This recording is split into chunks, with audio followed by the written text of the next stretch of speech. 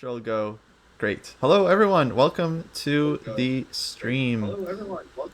Wait, I got the stream on somewhere. Excuse me, folks. I've already messed it up. I don't even Professional know. streamer, by the way. I don't even know where it's on. No, it was me. It was me. I had the stream unmuted. That's on me. Pardon. Apologies. Okay. I think it's good now. All right, folks. Today we are going to be learning how to stream, starting with an audio check. No, just kidding. We're going to be doing some real chess training today. We got the Chess Nerd live on Twitch, aka the Chess Nerd, Zach and Jesse Feb joining us. Hello, guys. Thank you for joining. Thanks for having Thanks us. for having us. It was a great initiative, Kostya. Yeah. Look, folks, here's what's happening. We're playing some OTB chess events soon. We're all going to be playing in Portugal later this month. Jesse's playing an event even before that. So yeah, we're trying to get some training in. So today I'll be giving these two a bit of help, taking them through. Actually, I think we're gonna do some endgame sparring, which should be very fun and interesting. Hopefully instructive as well. And it's gonna be great. How are you guys feeling? Feeling pumped, motivated? What's your sense of motivation right now for your training? Zach? There is two of you. Yes, or Zach? As for training, I'm very pumped. As for how my life is going as a chess player, I had like the worst month ever rating wise in July. So I'm just more motivated than ever to get back up. All right. You had a rough start. And Jesse, how about you? Yeah, my European trip started on the 13th of July. We spent some time in Madrid and then we got to Pontevedra. What was really nice is there was a whole week where we were just doing a training camp with some coaches in Pontevedra. And we did about like 8, 9 hours of chess every day. And then the tournament happened straight after that. So we were exhausted. And then the day the tournament ended, we had to travel to a different tournament. So we played like 18 rounds of chess back to back, just without a break. And this is like the first break, and I'm spending it doing chess. I'm not complaining though. This is amazing.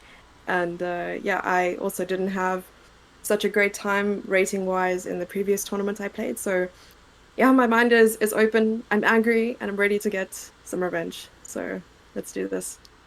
That's sick. Yeah, I mean, guys, like in general, I think the practice is what gets you good, which is why I'm a big fan of doing endgame sparring. And we'll talk about for everyone how that's going to work and all that. Give you guys a couple minutes to get acquainted and acclimated.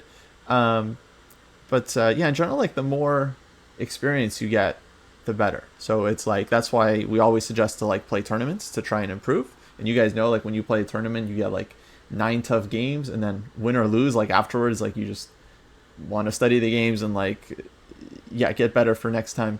So it's very motivating, but it's also good to get this practice in between tournaments when let's say your rating is not on the line, so there's like a little bit less pressure, but it's still like very beneficial for your chess and for your form. I just think like playing sparring is always good. So okay, let's do a quick warm up for you guys, for everyone in the chat. Let me I'm gonna put up a Okay, position here. Zach is warmed up more than I have today, so just putting it out there. Yeah, I just so took a everyone walk. knows, Zach has done a lot more chess today already than Jesse. Jesse This just is my finished like two excuse. tournaments back to back, so rightfully resting, as she should actually. Um, but yeah, so you guys will probably just have to open up the stream. I'm gonna put a quick puzzle up here, Hmm. and this will be for you two to solve, but also for chat if they want to have a crack at it. It's white to play and win.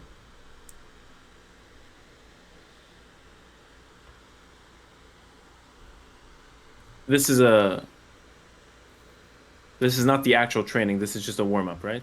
Yeah, this is just like a puzzle, yeah, for you guys to Okay. solve. And then after this, after we do this, I'll show you guys the position that y'all will be playing. So is it one of those where you have to sort of force black or the opponent to obstruct their path to this queening square, and then Zach is nodding. yeah. I mean, I've We had seen this we're the before. same. So Great minds think it's good alike. to- You know. Yeah, Seen yeah, this? yeah. You seen this puzzle before, Zach? I'm pretty sure. Yeah. Nice. Good chess culture. Thank you. Okay, Jesse, what are you thinking? I think, and that was my first mistake. D5 is pretty good, maybe. D5. Although Yeah. that's just intuition. No, very good. D5 is right. Let's say pawn takes pawn. And try to run with the pawn A4. Pawn takes pawn. White goes A4. And let's say how could black try here? Because okay, the pawn is running, the king can't catch it. What else can black try to do?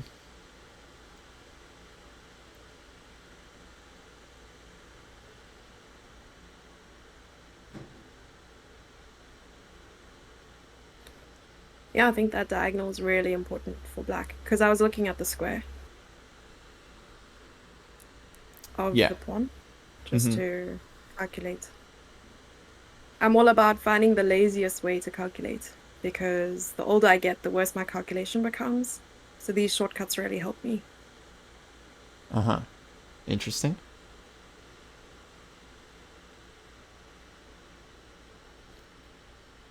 See, things like this are always super tricky, especially with calculation and memory. How do you keep up with like the theory of today, or if you have to memorize a line for a game? What is it that you practice in order to get better at that? Memory in particular? Sure, memory and then calculation. Well, those are okay. Definitely, those are two different, I would say, kind of things to work on. Calculation, the best way I think to improve, I think, is just practicing, like trying to put your full effort into it, and then either solving the problem or not solving the problem, then reviewing the solution and seeing whether you could have solved it, if you had found a certain idea or something. And then for memory, I mean, it's like I think that just takes there's different levels of memory. For me, the most useful is like actually playing like a couple training games in an opening line. Then that helps me, like, I think keep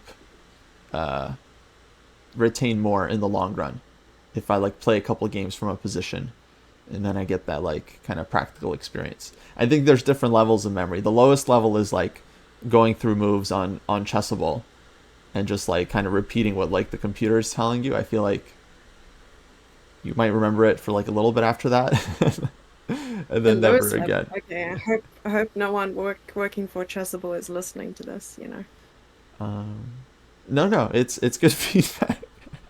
Oh. that's the starting point. Okay. So all right, we got this line: d5 takes a4. The king I can't usually write a song make it for the theory. back in time. So what else can black try in that position?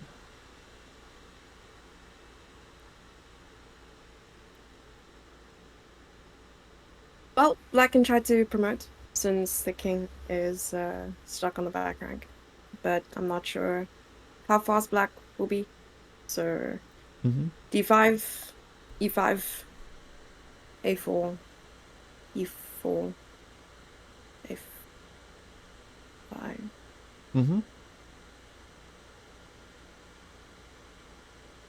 Three. I mean, white at the end just goes king e1 maybe. 3. White goes king e1. Good. Wait, hang on. Wait, where's black going? Why is the white pawn going in both directions? I'm so confused. Oh, sorry. That was just, well, Oh, I was trying to do I the see. arrows, but like because the Never d pawn mind. was, but Okay, it's probably carry better on. to do without arrows anyway. So you have the right line. So d5, e takes d5, a4, black pushes d4, a5, black pushes d3. There, white Okay, makes but a now very you go important king move. e1 maybe. King e1. Yes, because otherwise black is promoting. And then where's white's pawn there? quite far up. Yeah. Which square? Oh gosh, my calculation. Zach, help. No, Jesse, it's for you. A5. He's warmed up. Oh shoot. If you have to Okay. recalculate, that's fine. It's better to recalculate Okay. than to guess.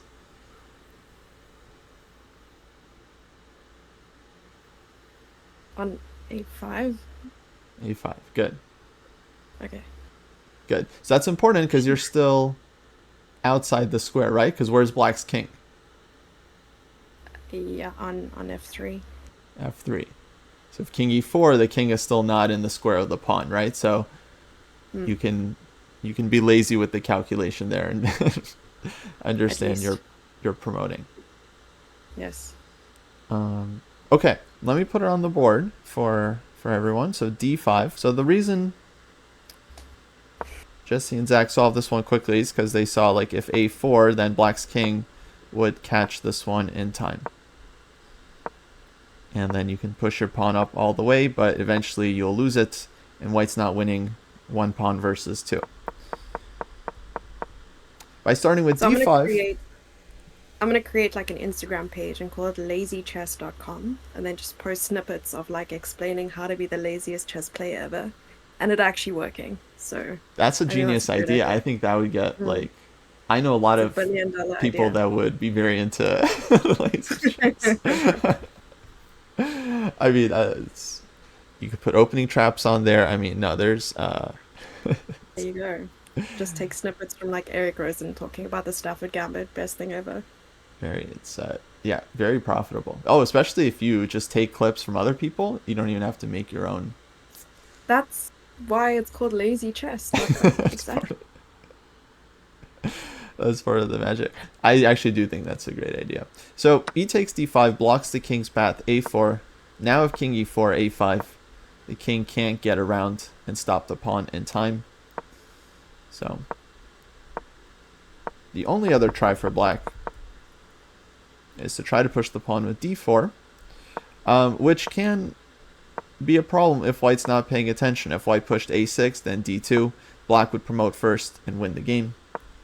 So this king e1 move is very important.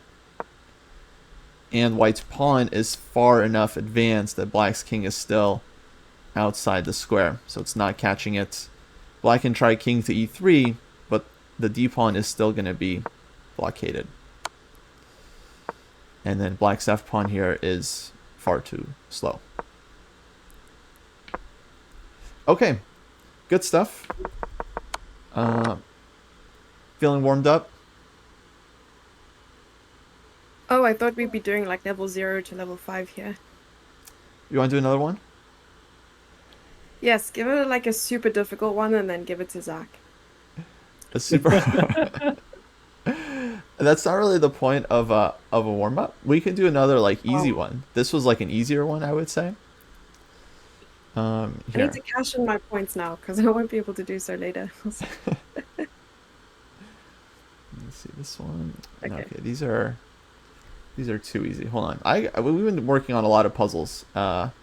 We got these new endgame tests that we're working on at the dojo. So I got some puzzles for you guys. But these are okay. Yeah, no, sorry, those are way too easy.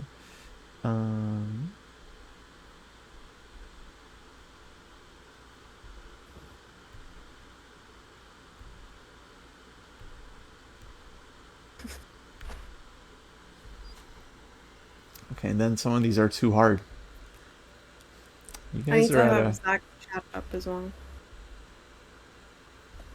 The ChessNerd. Give us a hard one. Okay, this one actually. Let's do this one. I got one for you guys. Okay. It's not really hard. It's more of just if you know it or not. And if you don't know it, then I guess you're gonna learn it. So that's good. Fine.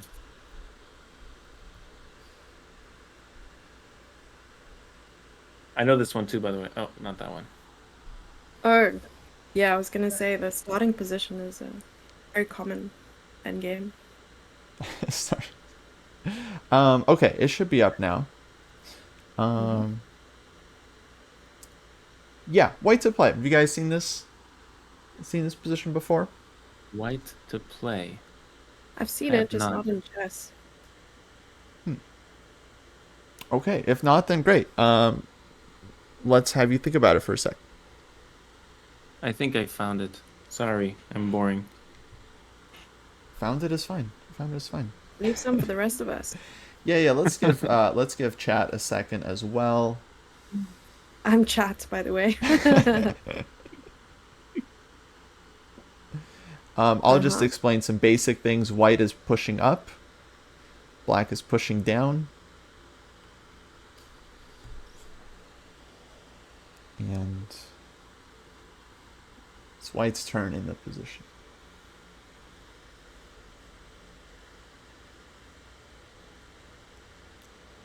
Camera down.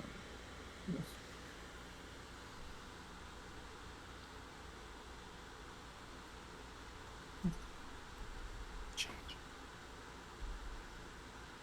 Mm-hmm.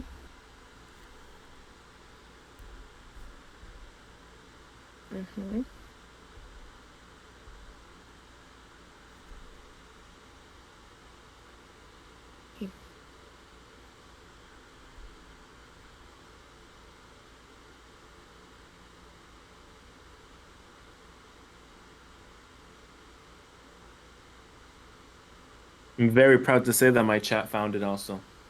Wow. Absolutely efficient. Overachievers. Strong chat. Strong chat. Okay, I think I have it. All right, what are you thinking, Jesse? I'm thinking king g1. G1. Okay. What's the idea there? So the idea is, if black moves a pawn, the king is then drawn towards the square in front of the pawn that was pushed. I think. Zach, is that what you got? Yeah. Nice. Yeah, very good. Very nice. Yeah, this actually, it's like a very useful kind of thing to know.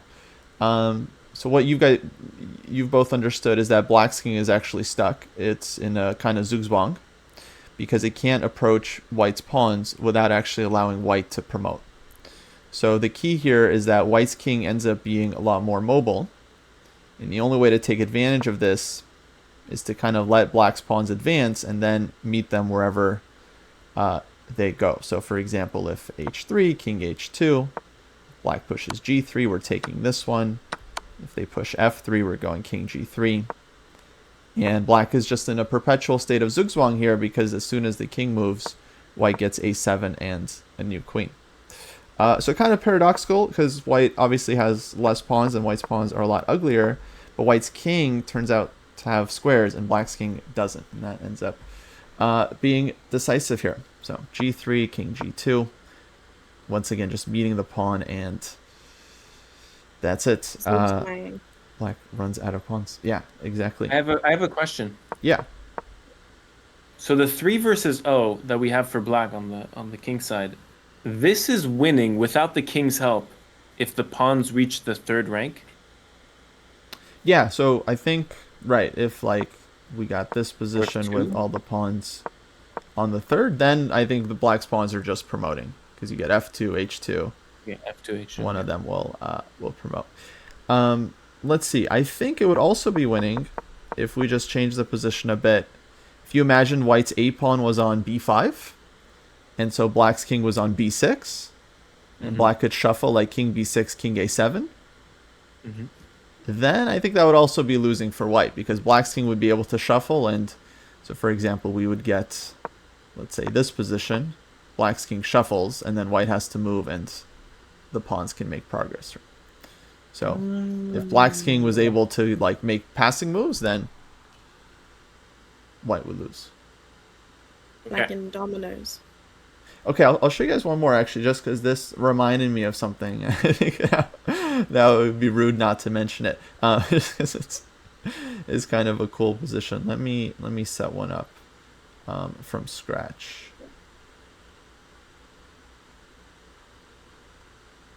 Here we go. And there have been games like this. Oh So Chad was asking, are you bored or are you boring, Zach? Wow. I see the chat reflects the streamer. Oh, come on. That's true. Actually, the community doesn't fall far from the tree.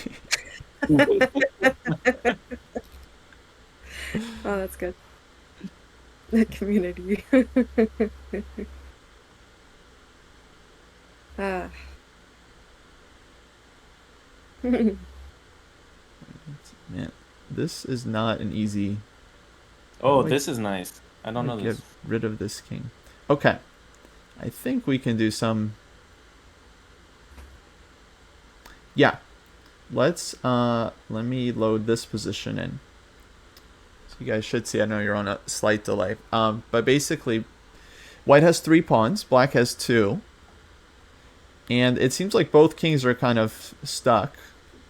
But you're actually winning this one with the extra pawn because Oh. there's some mobility issues. But let's try to figure out how.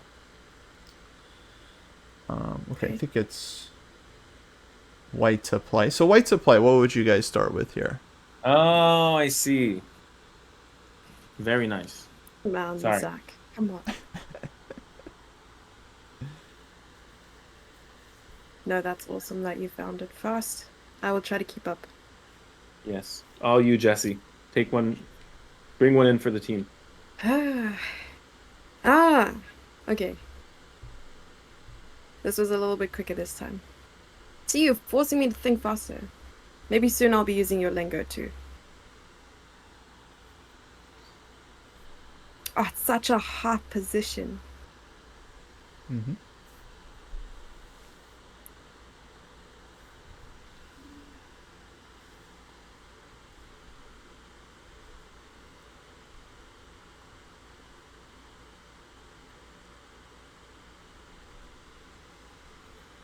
Do you guys like the French or the Caracan more?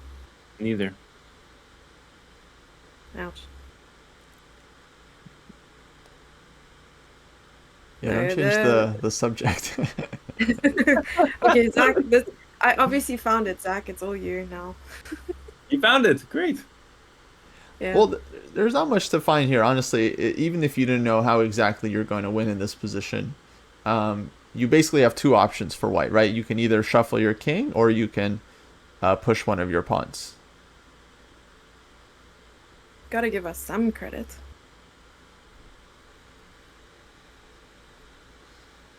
Are you always this hard on your students, Kostya, or? I'm going easy. Sure. Yeah, the pawn shuffle. Do the shuffle. Dun, dun, dun, dun, dun, dun, dun, dun.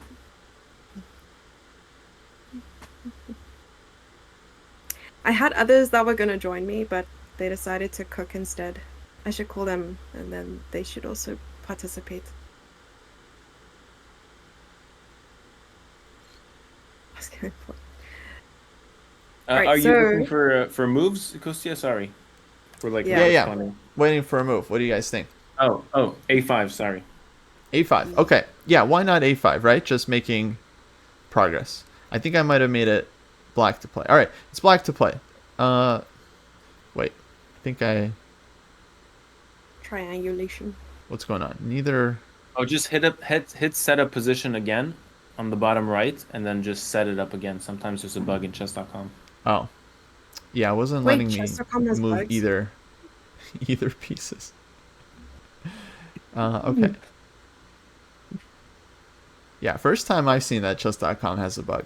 Okay, let's load. Me too. It still doesn't... It doesn't want... Either. It's not letting me make a move. Let me try again. This time I'll just select... I mean, I'll make it black to move. Maybe that'll fix it.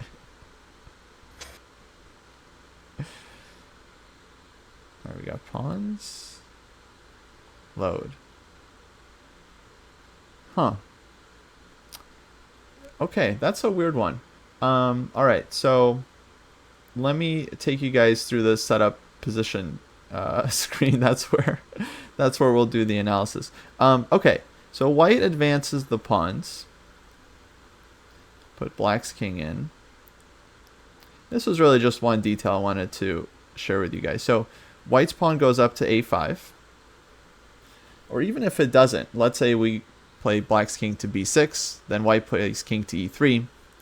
Black can't really push their pawns. They got to move back with their king. We get a5 in anyway. And so this is why like the 3 pawns are kind of outplaying the 2 pawns here. They do a better job of restricting the king. So for example, king to a7, white pushes b6.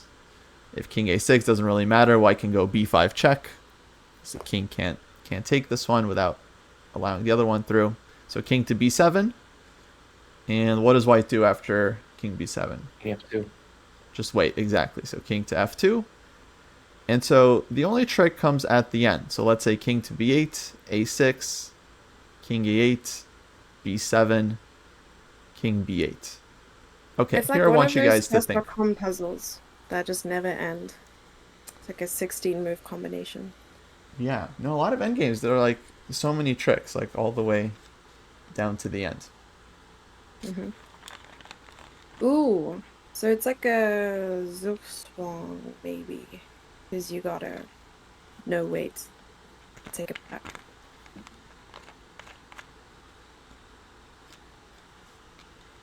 Hmm. Jesse, let me know when you got it. I'll go get some water. Wow, disrespected on Did you every hear level. that? Wow. I mean, I was saying it's just like a friendly training, Yeah, no I'm gonna big have to deal. speak to the organizers at Maya. Need to get a restraining order or something. Jeez. Yeah, it'd be crazy if you guys end up playing there. I'll be very sad. I'm going to leave the tournament. I'll be sick that day. That's crazy. Statistically, like 2 streamers are gonna play each other. It has to be. There's like 9 streamers. Oh well. That's okay. I'll take my chances. Watch out, Zach. I have your Then who number. will get the board? Very interesting. All right, let's see. Let us see.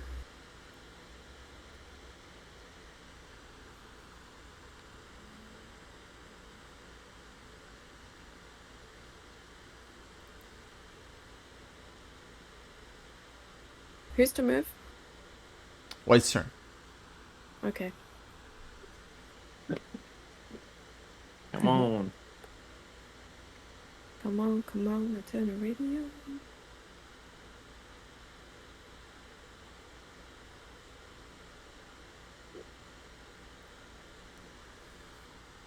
So king e3. All right, so we go king e3. Black goes king a7. Then you can push the pawn b6. to b6. Yeah, king b8. Mm.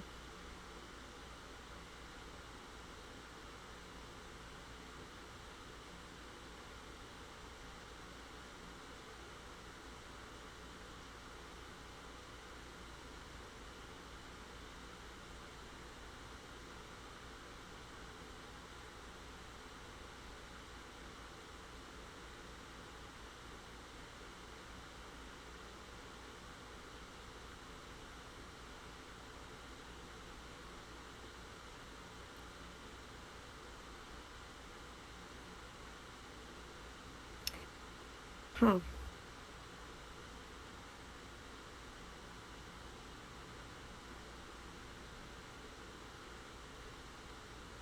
I shouldn't have asked you to make it more difficult. Damn calculation. Uh.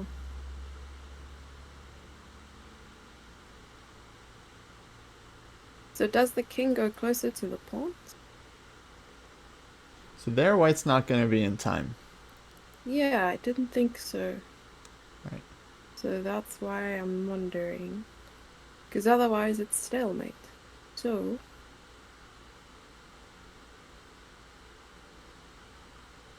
Did I do something wrong? there, there, there, there. Uh-huh. Okay. So you just win the pawns then. You go king back to f2, e3, take the pawn, f2, a7, king takes b7, and take the pawn on f2. Right. Very nice. So yeah, we can even start with b6 here, but same exact idea. You put the king in stalemate, knowing that you're going to be in time after takes f2. Very important check on a7. And then white ends up with the two connected passers at the end. And you win this one. I think it's kind of good to know. At least it's good to know that that position is winning the 3 versus 2. And then OTB probably be able to figure it out. But okay, big details that black's pawns were on e4, f3. You guys can imagine if they were advanced like to e3, f2. And that position's probably a draw because we don't have the same stalemate trick. Everything is coming with check. So eventually we would just end up in stalemate. Okay, all right, let's play. I'm gonna put up your position. I think it should be this first one. Yep, here we go. Are we running up a classroom? No, we'll set up a custom fen game from here. Okay. Which will be tricky, but I think we'll manage. But for now, I just want to give you guys a couple minutes to look at it because you're going to play both sides. It's white to play in the position. The last move is bishop takes g2. The reason we started from this odd situation is because chess.com does this very smart thing where it forces you to make a move quickly. And so the point of this is just so you can make your first move quickly and then you actually can think for the rest of the game. Oh, I see. But both sides will have, I think, something like a minute to make their first move. So white should play king takes g2 here.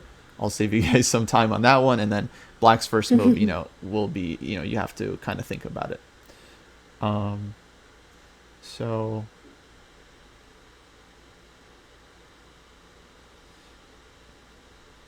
yeah, let me give you guys a few minutes just to take a look at the position. We'll choose the color randomly. Jesse, my chat is asking what's your elo? A little bit of a personal question. 2000.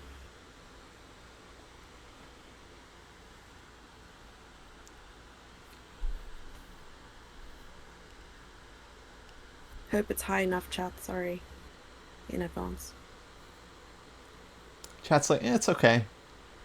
I've seen better. Okay. No, I'm thinking about the position. I'm not judging. No, it reminds me of the chess camp. It's like supposed to be uplifting and motivating, and then you get there and it's like, welp, there are about 1 billion kids who are better at chess than you. Oops. Yeah, it's okay. At least I'm I'm grounded. My self-confidence is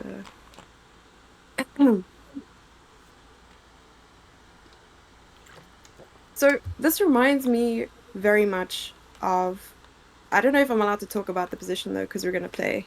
You can if you want. Okay. I don't know what the situation was. I think maybe it was a knight versus a bishop in that case. But it reminds me where like the knight can sit on d3 and it becomes this like huge anchor in the position where it controls so many squares, but it's like one of white's plans to put the knight there and the pawn is defending the knight. Just, I don't know if you know what I'm talking about. I think I know what you're talking about. Like, you said knight versus bishop, right? It's like Maybe, knight versus like dark squared bishop. Dark squared bishop. Mm-hmm. Yeah. I think I've seen like some Catalan endgames like this. Okay. Yeah.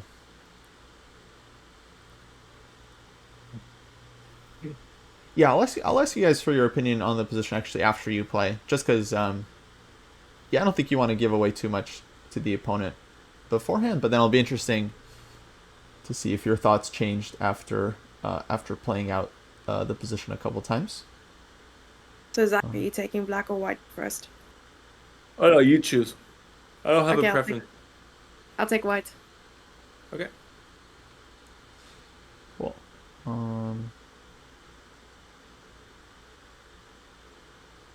Yeah, you guys keep thinking about this one. Let me see if I can. I think there was a way to do like commands on chess.com. Let me see if I can figure it out. It's made in 22. Yes. Oh, for anyone that just tuned in, we're going to be doing some endgame sparring. So these two are going to be playing this position out with a time control of 5 minutes per side with a 30-second increment to kind of mimic real OTB conditions when you're playing an endgame with not a lot of time on your clock. But you do have the 30-second increment, which is kind of, it gives you enough time to at least think about the position and not hang all your stuff. And they'll play both sides, one with each color, and then afterwards we'll talk about the games. So Where do I play it from? Chess.com? yeah, I'll have you guys play right from chess.com. There is a way to challenge people with a custom fen, which maybe we'll end up doing. So I'm not sure exactly how to. You can invite us to the classroom. Not sure exactly how to create a game. Like, if you guys remember, you used to be able to just create a game with two people if you had like special like mod powers, which I think I should have, but I don't know. I feel like you have to go somewhere specific. I might be able to do it, but I have to figure it out. We can play from the analysis board, unless you want to do that. Oh no, I want you guys to play like for real, like with the clock and. Yeah, actually, I'll have you here. I'll copy the fen. And then just have you guys challenge each other. I think that'll be easier. Yeah. Send me that in Discord. Let's do that. I'll try. So my username's Jesse February. Is there an underscore? Nope. Just my name. Okay.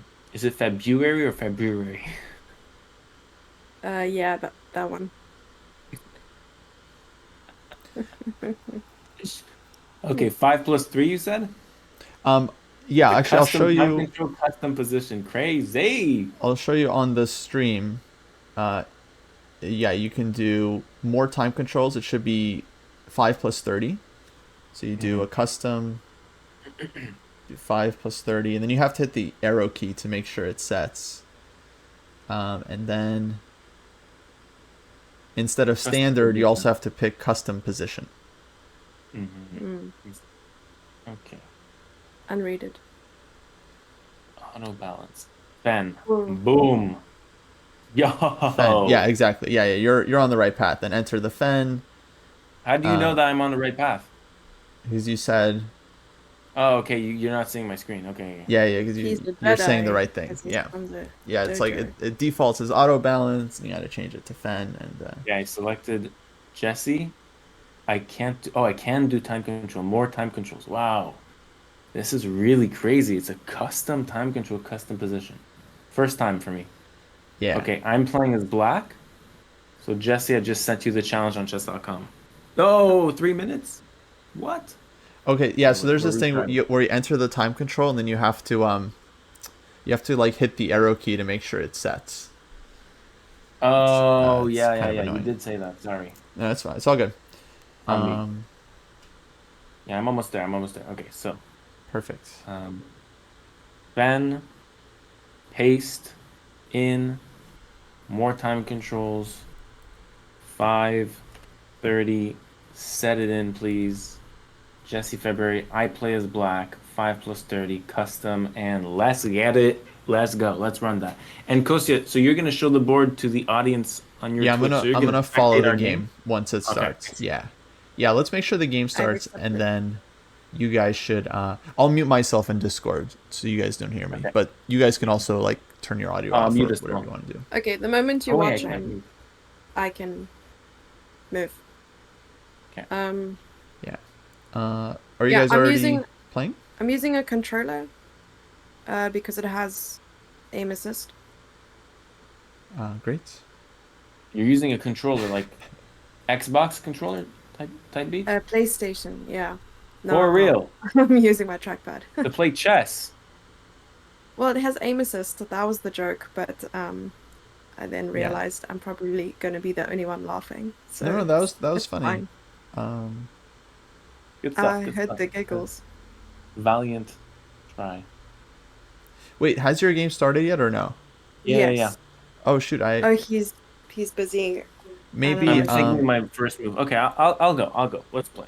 can one of you post the link for me just because I'm having a hard Yes, time I got you. finding it. Okay, I think this he one is got good. you. Thank you, thank you. You see it? Yeah, chess.com is doing that thing again where like it works really well and exactly as you would expect it to. As we all know. Okay, wait, but Plus 30. this Yeah, is plus 30. wait, Plus We're 30 playing a seconds, right? classical game in 30 seconds. but Okay, the position didn't show up, right? it did. The position showed up. Yeah. You guys are seeing the end game? Yeah, we're Mhm. playing. We're Yeah. playing. Do you have it? I see your The link? clocks and I see like the starting position. Oh, that's What? so weird. How about you hop on one of our profiles right now? Yeah, maybe do that. Well, let me see if Hmm. you've pasted the same thing I've pasted. Probably. Hop on one of our profiles, and then it's gonna say watch. One of our profiles, and then you're gonna Yeah. click on watch. Let me try that. That might work very well. Watch. Boop. Yeah, it just shows me like it has your clocks right and then it just shows that That's you guys so haven't made a move yet. strange. This used to What? work. Refresh? Yeah. Yeah, the refresh isn't.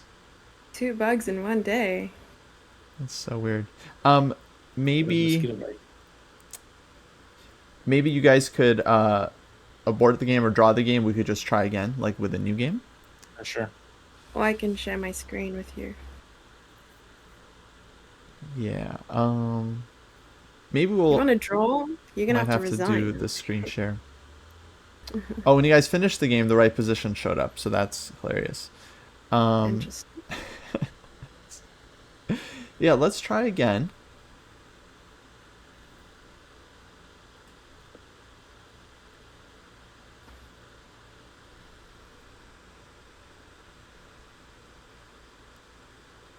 And then I'll just mention on the Dojo training site, we've got all these sparring positions available for members. This one's one of them from the 1900 cohort.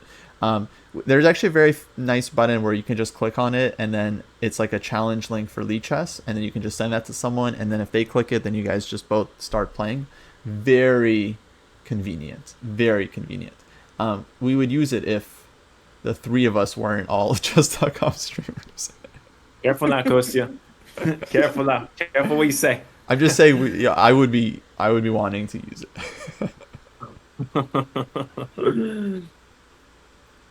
Tread lightly. Beep.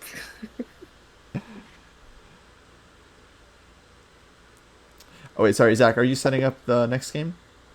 Oh, sorry. So what was the corrective solution that we're gonna implement this time? We're just gonna try it again and hope that I can see the game. Okay. Yeah, just put it in some rice. So some prayers in chat should be sent, you guys. Thank you. Or you guys could also try rematching if you have a rematch button. That might work. I'll do the fen thing, I think. The refresh button. 5:30. Okay, I'm playing as black, custom position. I sent it out. Okay, accept. And Okay, I see it now. Perfect. All right, You I'll see mute. it? I'll mute. Good luck, guys. I'll talk to you after Wow. Alrighty. the game. Good luck. Bravo. Fantastic. Bravo. Yeah, let's play our same moves, Jesse. Yeah.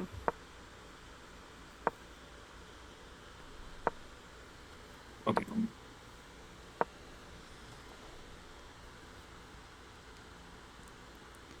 Alrighty, folks. So they had some time to think about this one. So they've got a couple moves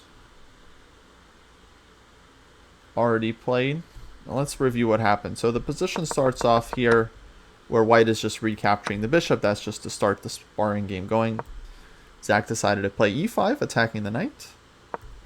Jesse goes knight b5, a6, and then knight c7 and knight d5. So putting the knight on d5. Maybe knight d6 here also I would consider, because let's talk about the position a bit. White, I think, definitely is playing for a small advantage here, because White has the lead in development.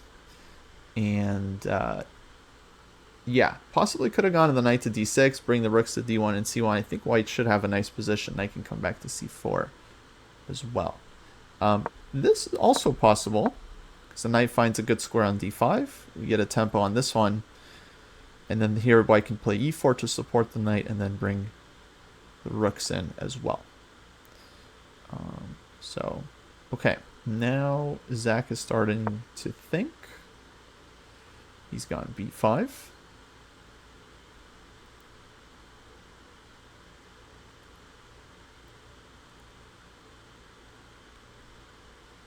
Close this one.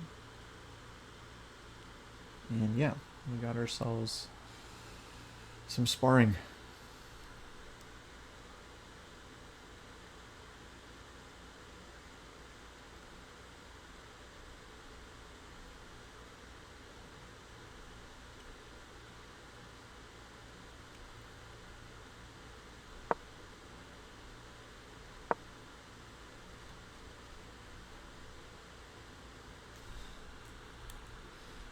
Okay, so e4, knight c6.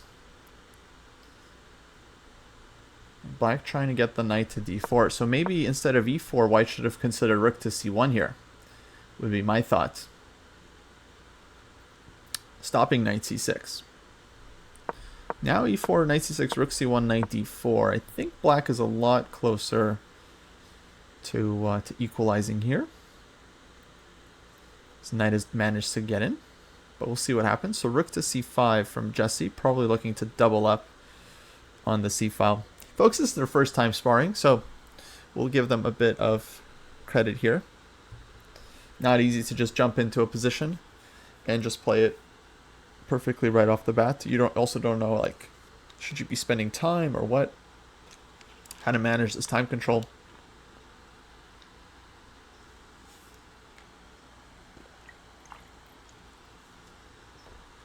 Question about Zach. Yeah, Zach is currently living in Amsterdam. He's been on a European tour for about a year now. I think over a year. He's been living in Europe as exchange student and playing lots and lots of tournaments. Zach and I recently played the Corsica Open together in Porticcio, which was a lot of fun. In fact, we even roomed together there and did a bunch of chess and postmortems. A lot of fun. Jessie also recently been playing a bunch. She was mentioning her tournaments. She's just coming off of 2 events. She has another tournament coming up in a couple days. So hopefully this keeps her in good form. So rook d7 now, just improving the rook. And this is where White needs to figure out what to do. f4, yeah, I was just thinking about f4. I think this is definitely a very bold move. And it makes a lot of sense because White is trying to undermine the knight on d4. So Black takes, White can take with the pawn, and then the knight on d4 will eventually have to move, whereas White's knight on d5 is still anchored. So f4, Black could consider something like f6, but then you always have to watch out for takes, rook takes rook, king takes rook, and then something there. Maybe White has a check, maybe White can go after the a pawn, maybe White can go after the e pawn somehow with like knight e3. So these rook and knight endgames can be very, very tricky. If you get the jump on your opponent, like, it can be pretty difficult. So feels like kind of a key moment for Black. Another move maybe to think about is f5. Trying to strike back, but then it just feels like White has the initiative there. fe, fe, rook f8, king f8. And I'm not sure about the evaluation there, but feels like White's kind of ahead. Maybe knight f6. Oh, knight f6, I think we're just taking the pawn on e4. So rook e8, Black just defends with the rook. Maybe sets up some ideas of ef4, going after the e pawn. I think White should spend some time here But let's see. One move is rook to d1, just to latch onto the knight, not allowing e takes f4. Fe5, rook e5. I don't see a follow-up there for white because we're pinned, and I don't see what we're doing as our next move. F5, I think, also very, very serious option. But F5, the problem is it loses the bite on the e-pawn. So F5, maybe there black goes F6. And, oh, wait, but hold on. FG and the F6 pawn will hang. Okay, so F5 actually very serious move because we're threatening F6 check, which looks kind of annoying. If GF, then EF. Maybe that was the issue. Jesse goes rook d1, which I think was very logical. I think if this one, then maybe take and then F6, because now there's no FG. And then we actually lost our grip. So black's knight on d4 is still strong. Yeah, I don't think this would be that great for white. So let's go back to live position. We have rook d1 from Jesse. Makes a lot of sense. If takes, there's rook d4.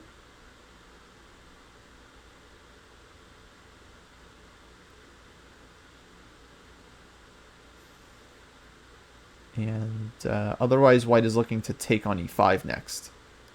Possibly. But yeah, taking on e5, and then you're threatening the knight, and you're threatening some knight f6. So that could be quite tricky for black. Okay, so knight e6 drops back, hitting the rook, hitting the pawn as well. Oh, this could be a... This could be a tactical thing. Jesse played rook c6 quickly, but I'm not sure that was right because black can take on f4. I think she needed to think about rook c1. So that now on gf4, there's no knight f4 check. I think black is going to take this one. This is still unclear because white has the a-pawn, but yeah, I think this was blundered. So played a little bit too fast there.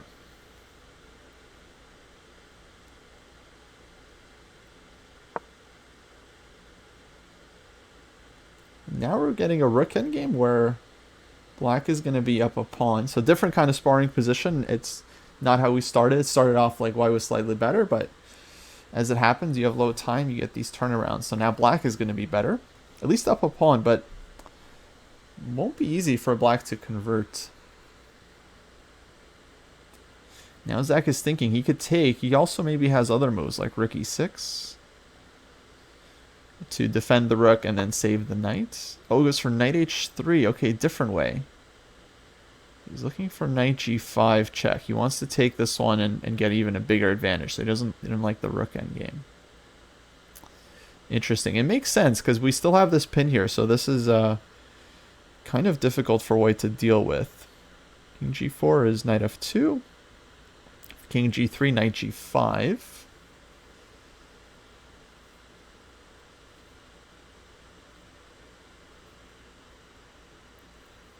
And let's see what else we can do.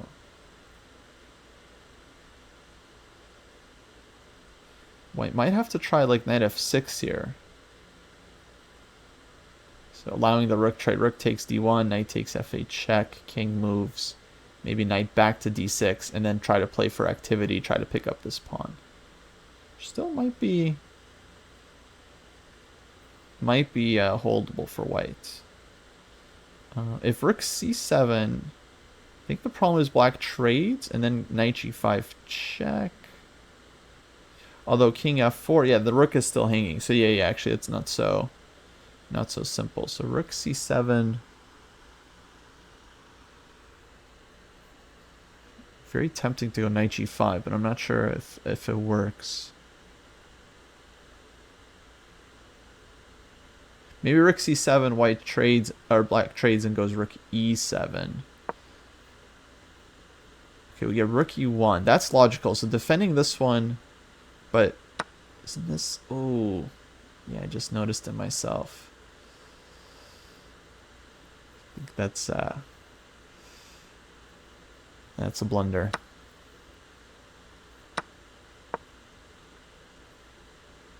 Okay, tactics ended up deciding this one.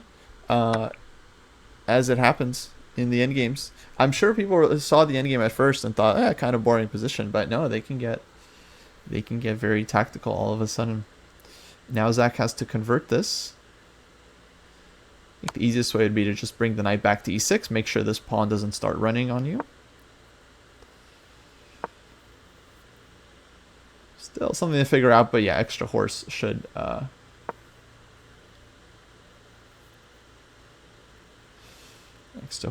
count. Now a4, there's always some work to be done against these pawns. So I would encourage folks not to rush when they get into these situations. 94 is good though, looking to take. And okay, get the first game. Let me unmute. GG. All right, guys. GG. Let's play another game. Switch the colors. Rematch. Can we try a rematch? If you do rematch, it might keep the same colors. As you had Okay. here. Let me fix it up real quick. Okay. Yeah, so you'll have to do Then a second one.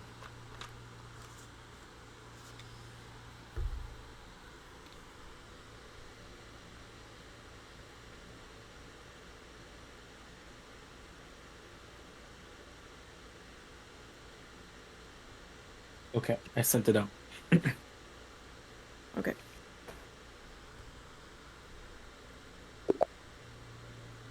All right, great. Good luck, guys. Talk to you after. Good luck. Yeah.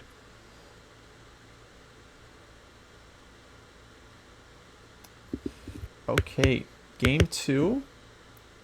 And now Zach is playing white. Let me flip the board so the stream will see it from the proper perspective. So Jesse playing black, Zach playing white. And here, instead of e5, we start with the rook to d8. To me, rook d8 actually does feel more logical than e5. Because e5 creates some weaknesses. But okay, here black has to figure out what to do, because rook to d1, white is threatening some checks. So black needs to either defend this rook, bring the knight out, something like this.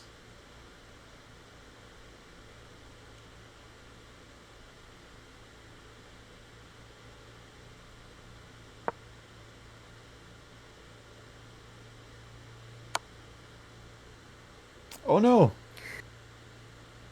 Oh no! Oh no! Oh no! I didn't know this was a tactical exercise. Oh, thanks. Knife and the salt in the wound. Yeah, thanks. Jesse, what happened?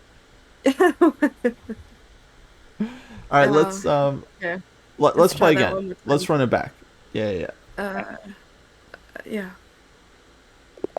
Okay. Does it work on your end? Oh, beautiful. Perfect. I was Nice. just testing something.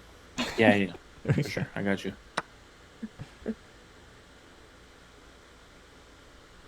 Ugh.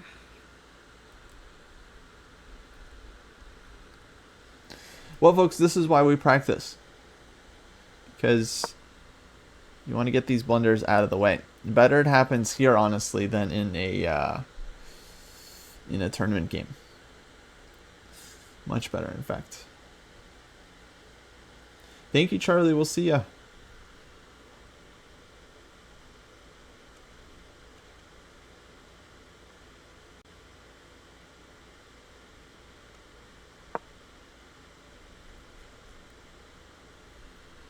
Okay, this game we get knight d7. Again, rook d8 wasn't bad, but yeah, probably that experience left a bad taste in Jesse's mouth. So knight d7 instead, rook d1, and knight f6. Knight comes out. Knight e6 was kind of a positional threat, I would say, here, because then white gets this very nice rook endgame where black's pawns are weak and white's rooks are more active. So probably black should avoid that as well. So knight f6, knight c6. So black, Zach goes in with the active knight and just rook to c1. So a little bit quickly, but okay, they've had time to think about this position. This is very natural for white so far. The knight establishes itself on c6, rook c1, And now it's unpleasant. It's unpleasant because this is a strong knight. And black has to kind of play around this one. But it's also up to white to press the advantage. So we'll see what happens here. Basically, what is white looking for? White is trying to kind of establish this knight, like b4, b5, and get this one locked in on the c6 square. It'd be great if that was an outpost for white. And then one day try to get in with the rook somewhere. Rook d6, rook c7. So this knight can hop in and out. The rook comes in, and that's how white tries to win this one. Okay, Zach is showing folks he's eating a cookie. Not sure what the significance of that is, but maybe he's a streamer, he knows people are going to be curious what he's chewing on. Rook fc8. Okay, yeah, very logical move, looking to double on the c file, like rook c7, rook ac8. The other rook would have hung the a pawn, so it looks like black is trying to double up and then challenge this knight. f3 playing for e4, but black could play knight d5, where, alright, you have to start with king f2 and then e4 would happen anyway. So knight d5 is possible, but maybe not such a big deal. King f2 is going to be the response. So f3, interesting move, looking to play e4 and restrict this knight. White definitely having a small edge, trying to squeeze for more. Rook c7, sensible. Knight d7, rook c8. And now b4. So white here is playing for b5. Now I think it might be important for black to consider either b5 or a6 here to not allow white to establish this. So you don't want the horse protected for the opponent. So I would really think about b5 and a6.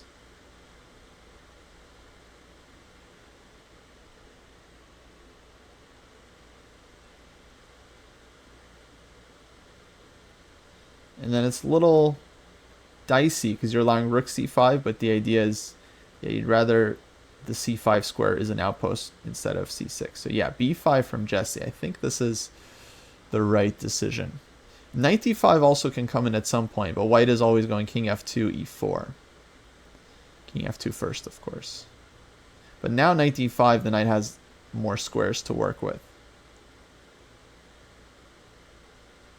Okay, we'll see how Zach tries to play this one.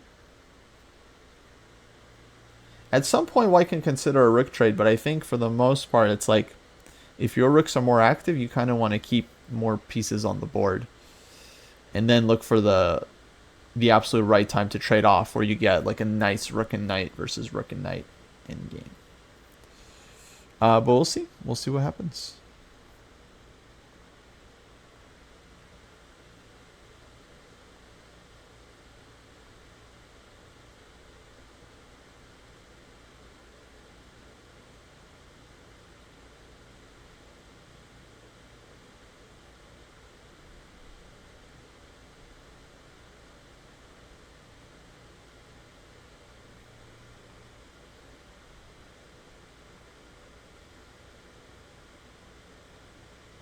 Okay, so b5. Zach thinking.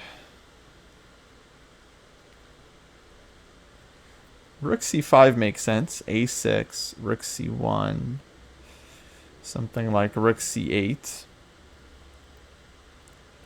And then the evaluation of that position will not be so clear. Like white looks better, but how to proceed, how to make progress. Knight d4. Yeah, we might get some knight endgames, but the knight endgames don't look super obvious. Another move, you can just consider e4 right here. Very normal. Okay, we do get rook c5. I would expect a6, although, yeah, actually, we're not really worried about the pawn. So knight d5. And then rook c1. Oh, so Jesse had a trick. She had this and this in mind, and Zach was ready. So rook c1, not allowing knight takes b4. But what happens on Rook c8 here. I think there's knight takes a7.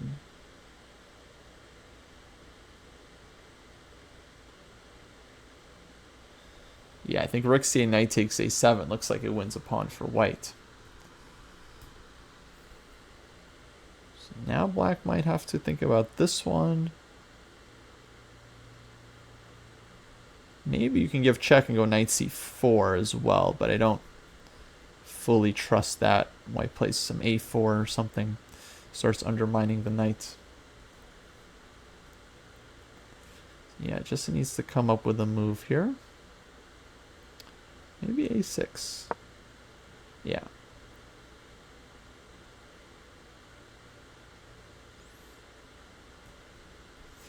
And now it's white's turn. So now either you push e4, you kick the knight. You can try to just slow play it with a3. King f2, also kind of a slow play.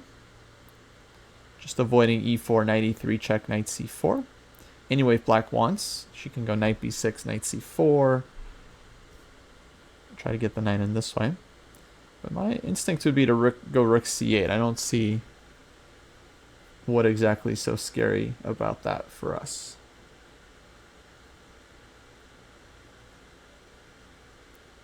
Yeah, I think that's okay.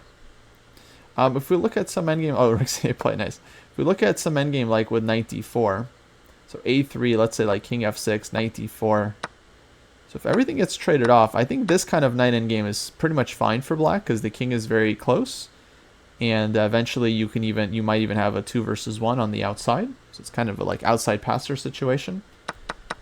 But if white takes this way, yeah, again, I feel like black's pieces are all well placed, that black should be more or less fine. So that's why white's not really rushing to go knight d4 and trading off all the rooks here just yet.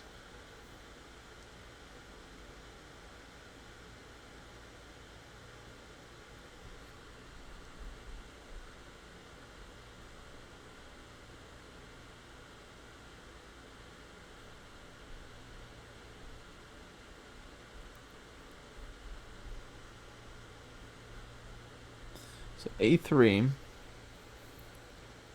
Jesse here. Needs to come up with a move. Yeah, my first thought was just to get the king in a bit closer. One of these two.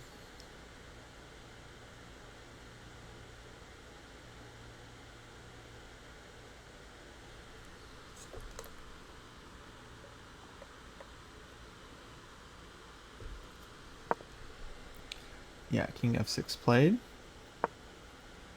e4. Yeah, I would agree. Knight b6, I think knight c4 looks right. Oh, e5. Okay. So getting some more space, but it also gives the d5 square right back to the knight. So I don't know if e5, it does restrict the king, which is nice for white, but also gives up the d5 square. So it's not so obvious if this is good.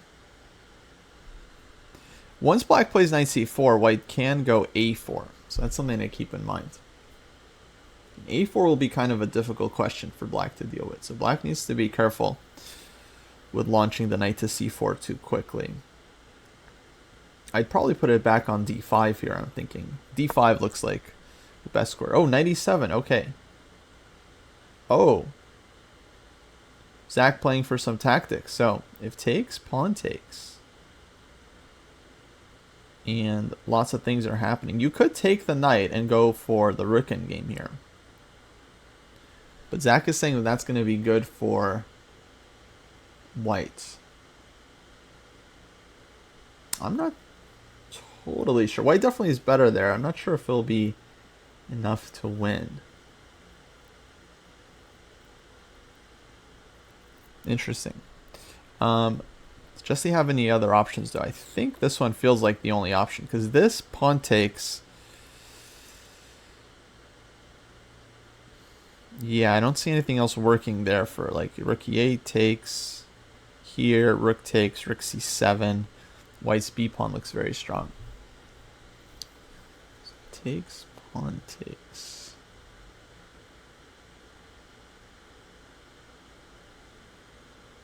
So rook c7, white takes twice on c8. Rook a7, rook c5. Then you try to bring the king in. King f8, king e3, king e7, king d4, king d7.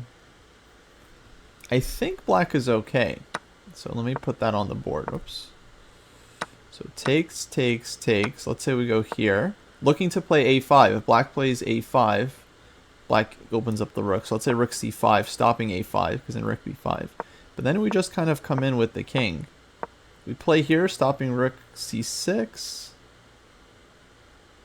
And here I think black is at least holding. The white is still better. So to me, that looks playable. That looks like what black should probably go for. Does black also want to play h5? Yeah, maybe at some point, if we have a tempo, we might play h5 just to kind of restrict white on the king side. But okay, depends what happens. Right now, everything is hanging, and then it might be very important to get the king in first before doing that. So yeah, Jesse takes on e7. I think this is right. Rook a7. I think that's also right. You could have also tried to activate the rook with rook to d7. But number one, you might lose a pawn. Number two, like maybe white just cuts you off with king e2 anyway. And then you might not have anything better than bringing your rook over to a7. But the thing is, rook a7 is not just a passive move. It also threatens e5. Oh, I realize now, rook to b8. Oh, king e3, okay. I think rook b8 might have been the killer move here, guys. Because this keeps black's king somewhat cut, and it prevents a5. Because on a5, rook b5, you just have like a nice extra pawn like this. Although even this position actually is probably a draw. Especially if the king goes back and black gets behind the pawn and cuts off. So even this actually feels very drawish in the end. So king e3. Honestly, that might even be a much better move from Zach, just trying to get the king in faster. So allowing a5, but then king d4, king c5. Yeah, I like this a lot, actually. Very, very nice idea. So not even worrying about a5, just allowing it, but getting the king in. a5, king d4. So Jesse tries h5, but I think that's not... It's not great. Black is, or white can run in with the king now. Maybe her idea is to give check. Okay, rook c6.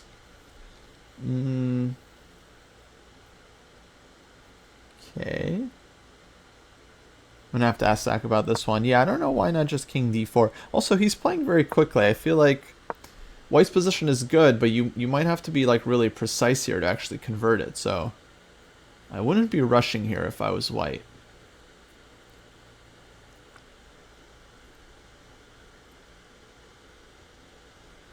Yeah, I definitely didn't see what was wrong there with king d4, king c5.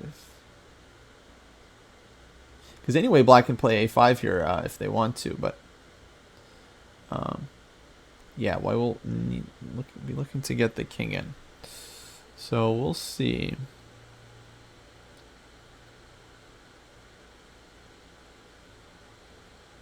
Now I think Zach is also thinking about king f4, king g5.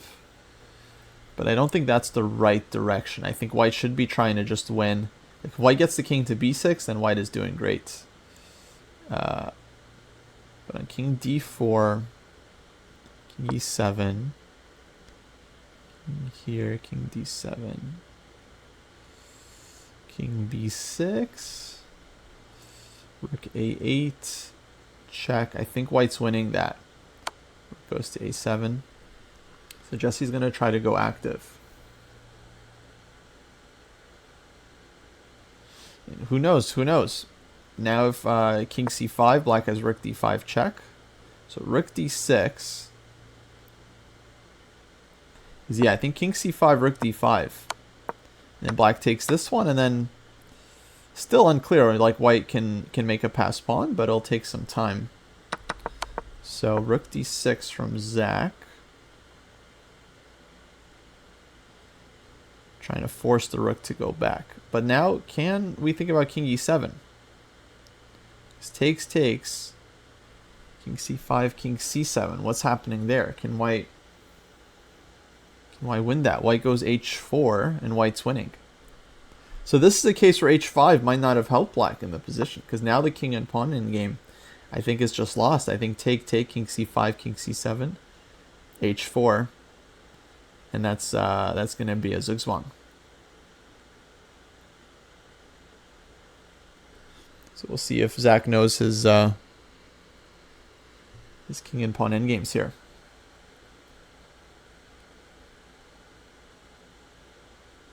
Not that this is like an endgame you would have to know, but we'll see if he's able to figure it out. Oh, he does trade. Now h4 should be, yeah, killer move. Yeah, well done.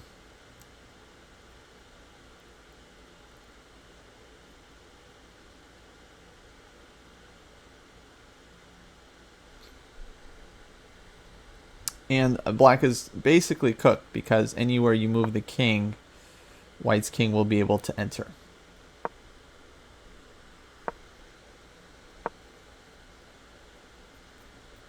Yeah, we'll think about this one. I'm not sure where exactly went totally wrong for black, but rook endgame was probably pretty tough already. So it might be just after knight e7 white was already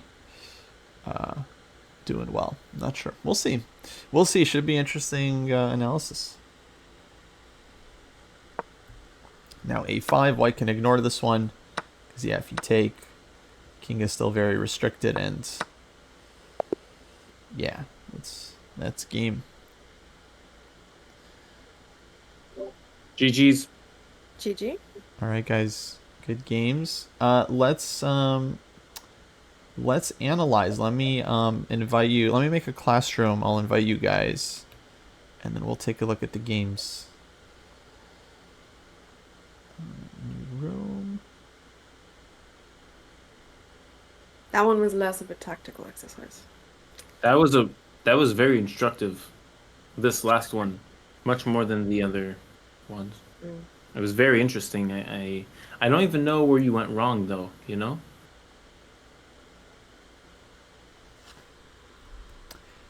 Yeah, we'll take a look. I'm not totally sure either, actually. It'll be interesting to see. Okay, I got the classroom up. Let me send you guys the link. And then let me pull in the first game.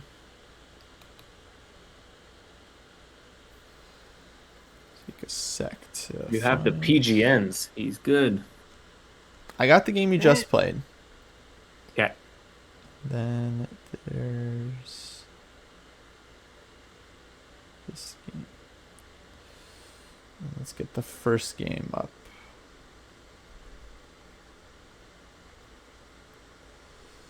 Games. Add games. Load from FEN. Alright. So game 2, that's actually our game 1. Oh, I just moved it up. Okay, so game 1 is now our game 1. And game 2 is going to be our game 2. Okay. So this comes from a classic game. Smyslov Benko, 1969. Wow. I actually don't remember how the game went. So once we analyze, maybe I can look up that game and we can see how things Do you think it's played his out. book? In Smyslov's book? Yeah. For Trussell. Probably.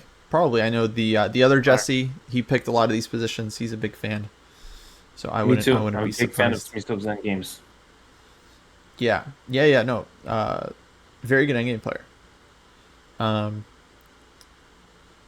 Okay, so game 1, we had king g2, e5. Actually, before we go into it, let me ask you guys, so what was your evaluation of the position and going into it, and then did that change at all after you played the games? Jesse, you go. Yeah, I definitely felt like I had a better idea of what to do with the white pieces than with black. It's sort of always been really tough for me to figure out piece placement in the end game. It's easier with bishops for me, but with knights, it's interesting. Um, I know that you have to be super careful with pawn movements, just because every time you push a pawn, there's a new weakness that's created. Um, but yeah, it's like a space thing for me. It's always hard to decipher. Zach? I agree fully. In particular, Black's Knight has very hard time finding an adequate square. I struggled with the black pieces trying with that knight, and I saw that it was easy to kick Jesse's knight once it came to the central squares because of some f4 pushes, or e4 pushes. And yeah, but overall, I mean, as Jesse said, White's game is easier. I would give an edge, not even slight edge. It's an edge for White. It's a notable edge that can be converted, just because of the advancement in development, the placement of our knight. Our knight is super developed, but also um, our rooks are just first to the files, right? So we can just activate those, and that's a super huge advantage because oftentimes Black is going to have to make a sacrifice, either deterring the placement of the knight or using a couple moves to get the knight good, but then the rooks are lagging in the control of the files. So Yeah. playing this position from black was very hard for me, I found, because you're choosing between two bad things. Yeah, definitely. Think you guys are on it. White certainly has an advantage. It's hard to say how much of an advantage because, like, optically, it feels like White is only up like one tempo. Really, the knight is developed, and then Black's knight has to get into the game. But it's annoying, yeah, because as soon as Black's knight moves, White's knight gets the c6 square. Yeah, White definitely kind of gets a grip. It feels like almost no matter Yeah, I feel what. like the correct idea there was to put like the knight on c6 and try to get like b4, b5, which is what I saw initially, but it was hard for me to try and achieve with white. Yeah, well, because Zach started with e5, which is a very like kind of double-edged decision, because it stops you from getting knight c6, but of course the e pawn comes with its own weaknesses. So knight b5, I thought was correct. A6, knight c7. So we Right, could I also have a think question. about, yeah, Is e5 the correct decision? Because it does carry a weakness, but it's also preventing the knight from c6. So I don't actually know. What yeah. do you I'll think? I'll be honest. I'm not sure either. Okay, It to be didn't honest. doesn't feel like the right move just because like okay. Well, I don't know about knight c7, knight d5. I was thinking maybe knight d6 for white, just to establish the knight a little deeper. And then so here like you're controlling the c8 square, but you're also kind of controlling the d file. So it does the same thing as a knight on c6. It almost controls like two files, if you Mm. can back it up. It just felt And difficult for me to anchor my knight on a square like that. Whereas d5, you were attacking b6. You were controlling some dark squares, preventing the king from coming to the center, and you had e4 later on to like, um, you know, make it an outburst. But of course, then black would also have an outburst. But yeah, yeah. Actually, it's hard to say. I think white was also better in the game. Um, Maybe this would have been playing for more. Like okay, let me just look at some lines. For example, let's say rook d8, rook d1, and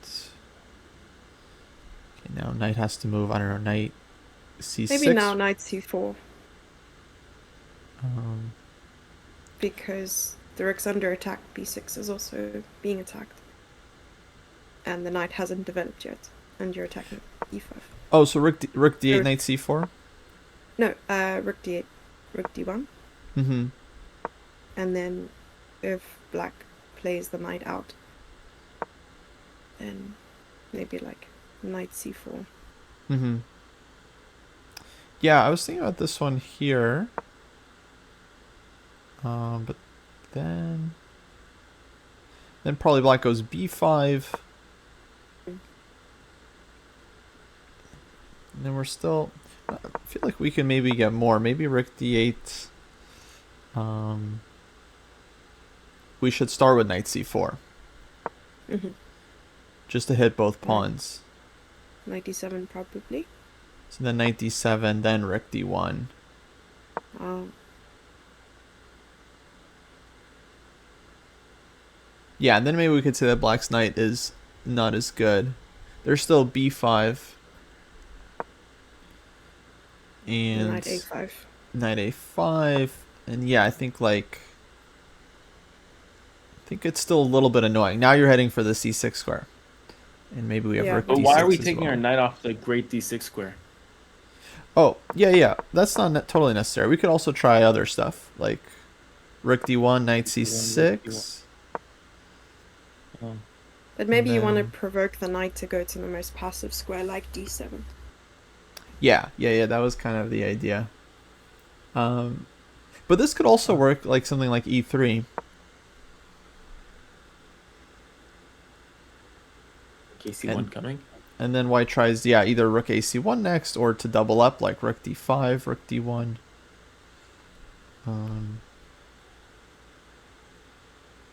I like this for white.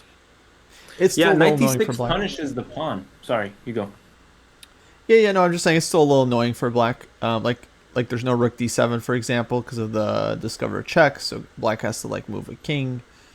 And rook c1 comes. Rook c1 is definitely fixing to be annoying, right? Rook c1, rook c7. So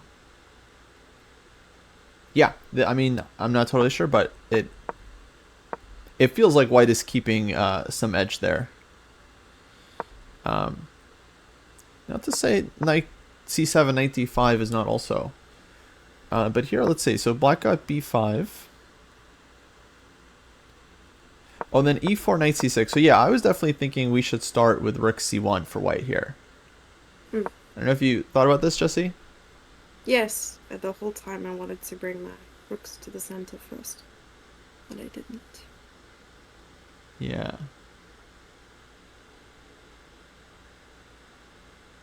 I think So the it's idea is just to a move Sorry. order thing, right? So just not allowing the knight for black to come to d4. Where once that happens, Okay. then black starts to feel more okay, I would say. I forgot my theory here. But if you start with rook c1, then black still has issues to solve. So actually this would have been like the right way to follow up, I think, with knight c7, knight d5.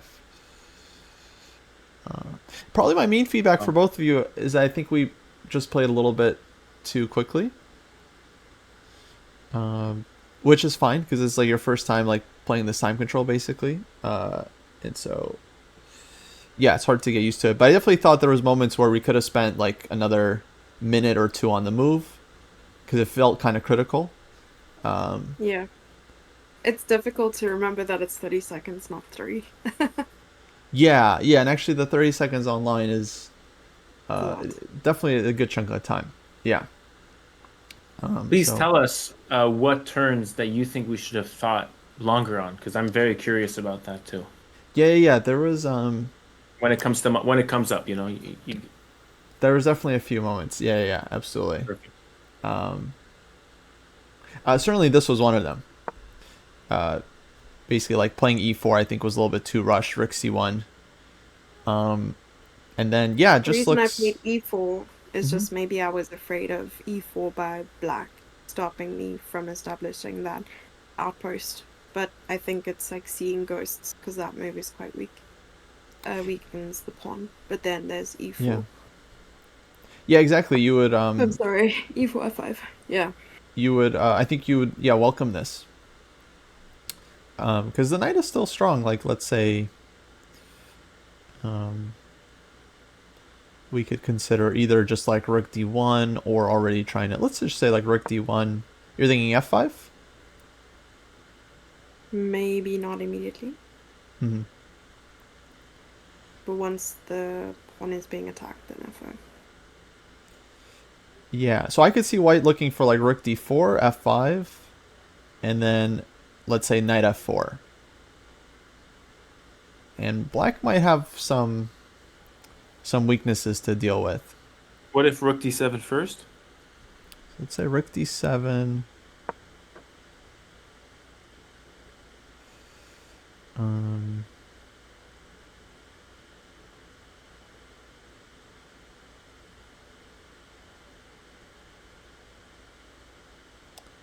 I feel like there could be a couple options. Let's try knight c3.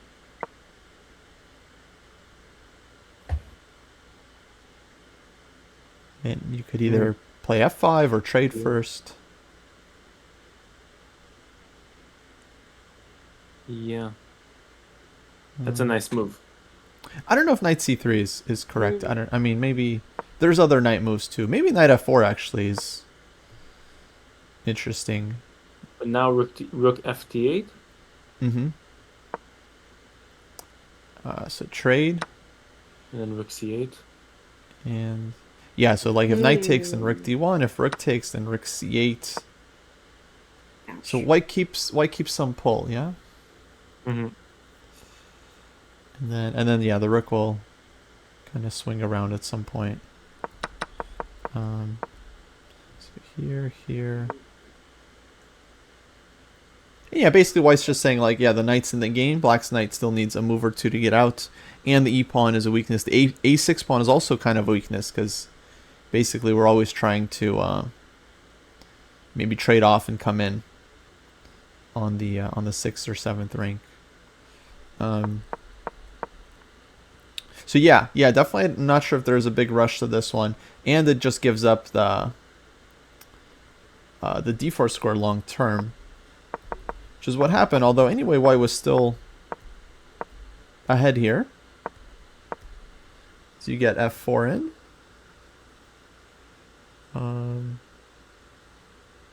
Yeah, actually, I thought this was all quite logical, what you guys did. And then here we play too quickly, Jesse. Tactics. Yeah. Yeah, I just need to. And that's the worst thing, because, like, I work on my tactics more than any other part of the game, so that's, like, embarrassing. Apologies. No. Well, better here than in a tournament game. True. You make a valid point. And okay, I don't think it's your tactical ability. I think it's just a matter of staying tactical during the game, like watching out for tricks and that kind of thing. I'm not stupid. I'm just playing stupid moves. Exactly. Yeah. No. I'm just. So I'm bullying myself here. So maybe I mean I don't really see a way to. Let me just quickly see. Yeah. So maybe rook c6 wasn't. Oh, maybe rook c1 is the best then. Right. Right. Either you go rook c6, ef4, rook a6, Mm-hmm. which I don't know. It's double-edged, or Yeah. rook c1. Knight c5 on that, no? Yeah. So. Knight c5, e4 drops. That looks pretty convincing. Yeah. Let's say rook. Okay, I missed rook c1 there. b6. Yeah, rook b6, knight e4. Oh, knight I rook always takes. forgot that you're attacking the rook initially with the knight. Yeah. Wow, this is a very interesting endgame. It's Because you're down a pawn, but you have two passed pawns on the queen side. Yeah, rook d8, knight c3. Our kings are farther. That actually might be better for white, no? still What sharp. happens after Yeah. rook d8? Yeah, there's like rook d8. Ooh, rook d8 is nice. Though Maybe. Knight f6 is a threat. knight f6. Yeah. Ooh. Yeah, I don't know. Rook e1. Rook e1. Oh. That doesn't seem right. But then a2 falls. f3? 6, 6, 6, 6, 6. Rook d2. Oh, F3 with king on F3. G3. F3 is I think, yeah, F3 and knight G5. Or knight D2. Knight D2 Wow. because you defend the knight. G2. Wow. Funny geometry. Either way, but yeah.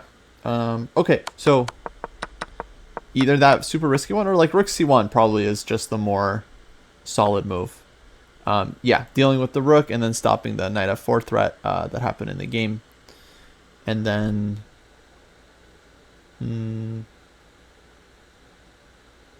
okay, it's still a position. I think black is doing better than at the start, but maybe white still has some edge here. Just because the knight on, yeah, D5 is a little better, and you have a little bit more space. You can look for like king F3 at some point. How do you think black should continue here? Yeah. Oh, takes F5. If pawn takes. No.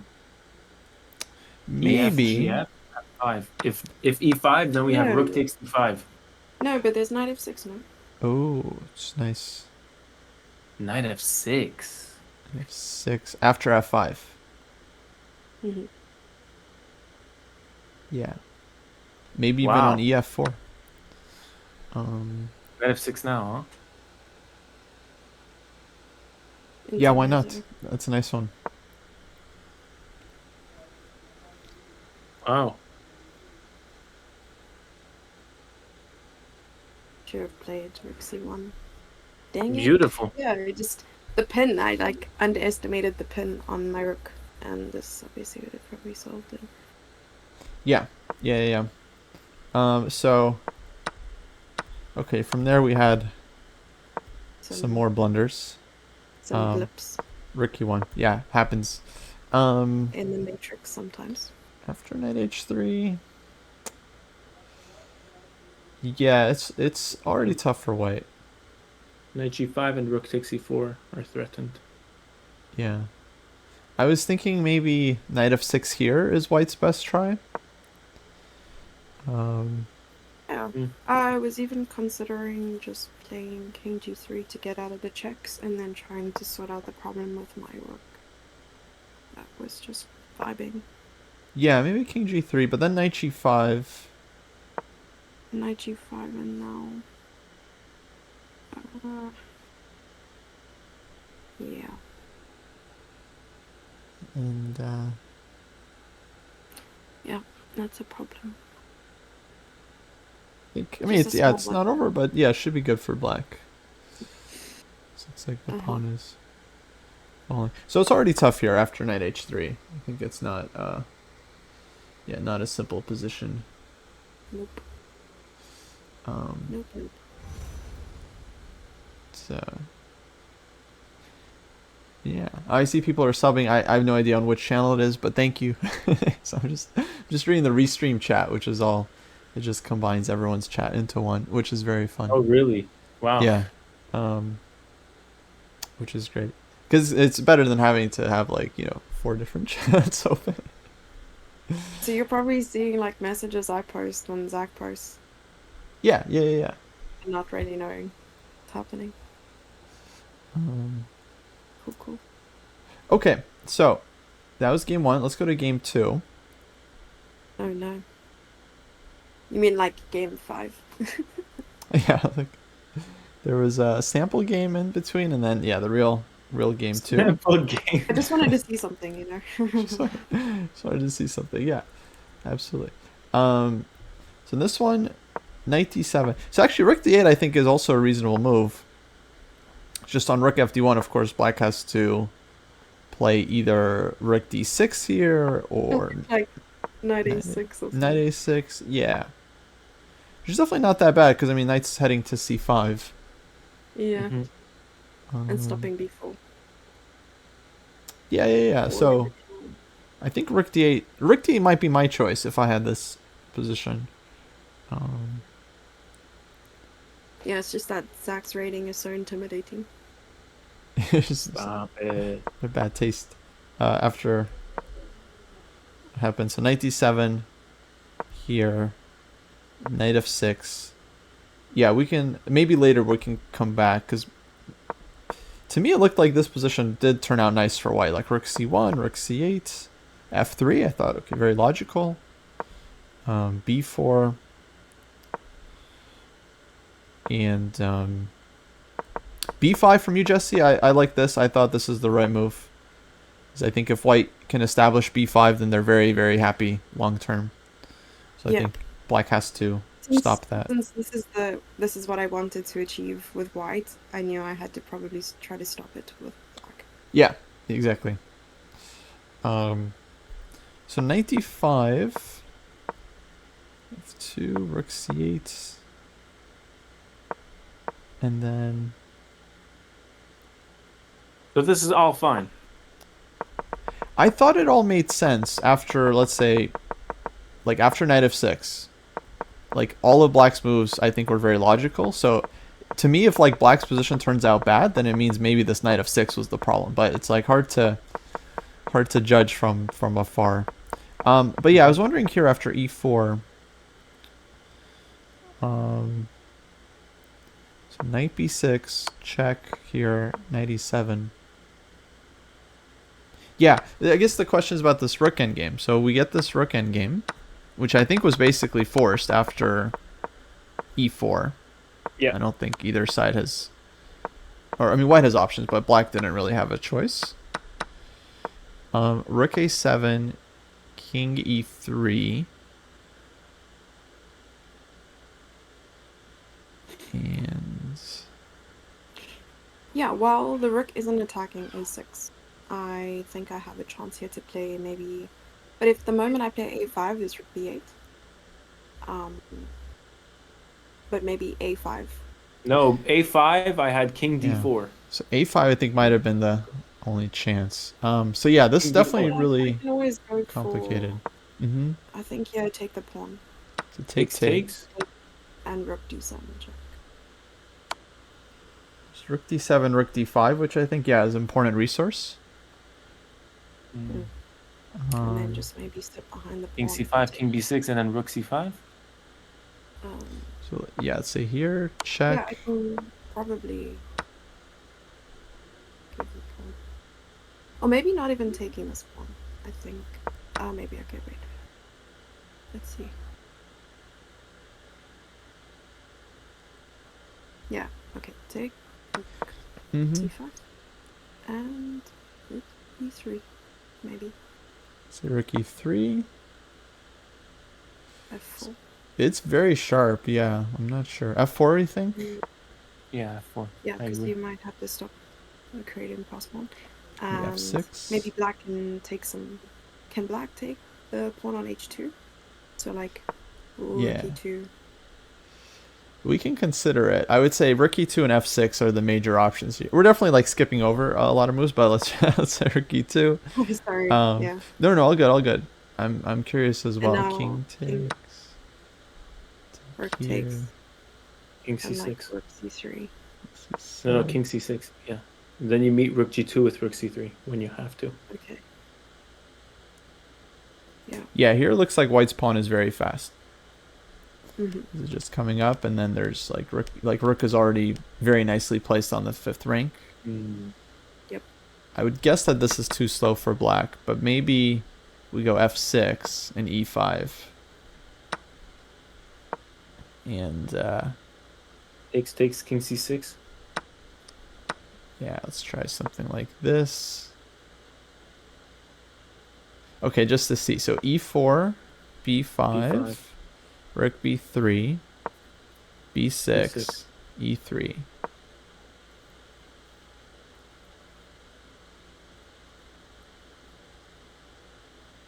Rook I think e5. white's close here. What were you saying? Sorry? Rook e5. e5. And... Oh, king f6.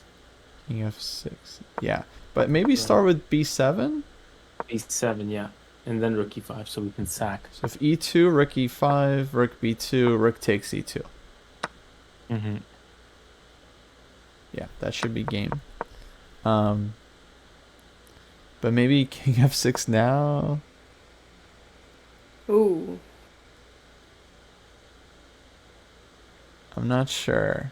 There's rook C7. c1, king Rook c7. c5 doesn't work too. Rook b5's C7. out, yeah. C7. King c7, e2, rook c1. Oh wait, no.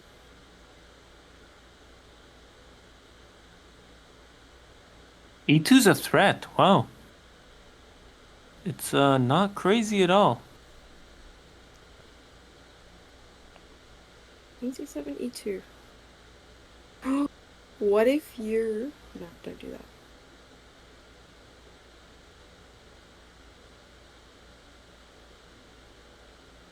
Yeah, king c7, e2, rook c1. Yeah, I Mhm. think rook c1 immediately, actually. King No, e5, rook king- e1, and the king is Just too rook far. e1, yeah, you just take the pawn. C3. I thought Here. rook c3. Can't black play rook c3? True. Oh, True. rook It's not c3, over. one move before, one move No, prior. before. Yeah, Oh. not king f6. Oh. I mean, not king. Oh, we have rook f3 check and then b8 queen. Oh my goodness. Yeah, so this would Crazy. be Doesn't work. a blunder. I think rook c6 even just safer, and then yeah, I then did not queen. do that. But I think at the end here, black is still fine. If rook e1 check,